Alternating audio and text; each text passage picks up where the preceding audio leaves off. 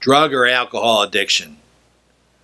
Both of those, or individually, can serve as a reason to have the IRS penalties removed so you don't have to pay them. That's critical. Now, in our fact situation that I provide to you in our materials, you'll see that I talk about a fellow who had been on time with his tax payment and tax filing returns. And then he became injured, and he wasn't able to live up to those responsibilities. And during the time that he was injured, he received medical treatment that included particular drugs, and he became addicted to those drugs. And he was addicted for a long time. He was addicted in our particular hypothetical for 4 years. And here's the thing.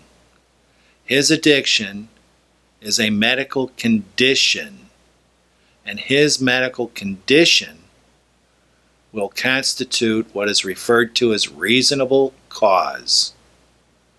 And reasonable cause is a justification for not requiring a taxpayer to have to pay penalties to the IRS. In other words, it's something that was out of his control.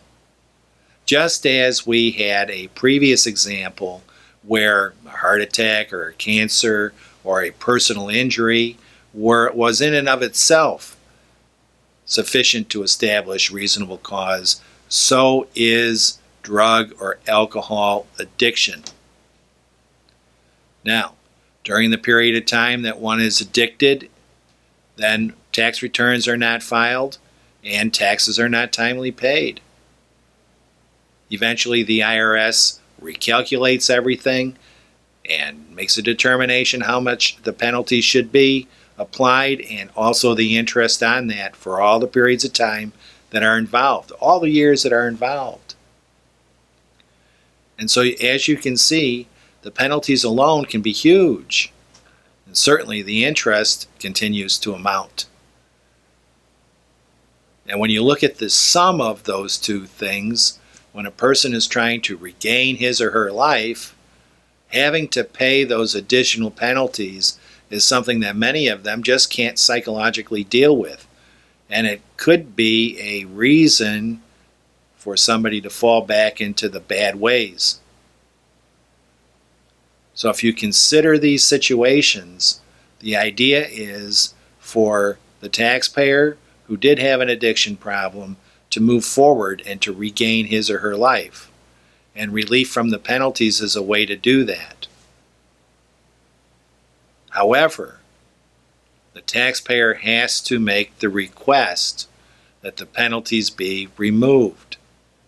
And again, this is the theme throughout Digital Tax Attorney, because the IRS will not do this for you. There's nobody in the IRS that's going to review your records and make the effort to connect your medical condition with a request to abate.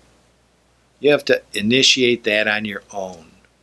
You have to catch up, you have to file your tax returns as delinquent as they are, and then you have to pay attention to the penalties that are assessed and the taxes that are owed. You're still going to owe the taxes. But this topic is about having the additional penalties and the interest removed. You can turn to another Digital Tax Attorney set to determine whether or not you can seek relief of the taxes and having the responsibility to pay them. Okay? The key is, once a person obtains a transcript, and you need to read and understand what the transcripts are, you will see penalties are applied for each period. And reasonable cause gives you an opportunity to ask for the abatement, the removal, that's what abatement means, of the penalties for each of those years. So if it's a 4-year period of time, you can request a 4-year period abatement. If it's 5 or 3, whatever it is, reasonable cause can exist. In other words, you can have a valid excuse for each of those years.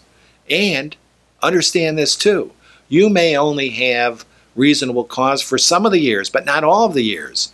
Well, heck, Challenge the years and ask for an abatement for the years for which you have reasonable cause. What you pay digital tax attorney will pay for itself in and of themselves, just for those years. And we've seen it. We've seen it many, many times. Penalties and interests are onerous, and they genuinely continue to add up and oppress taxpayers. So even if you cannot succeed with 100% abatement, succeed with what it is that your circumstances and your facts support. You're still going to come out ahead. Thank you.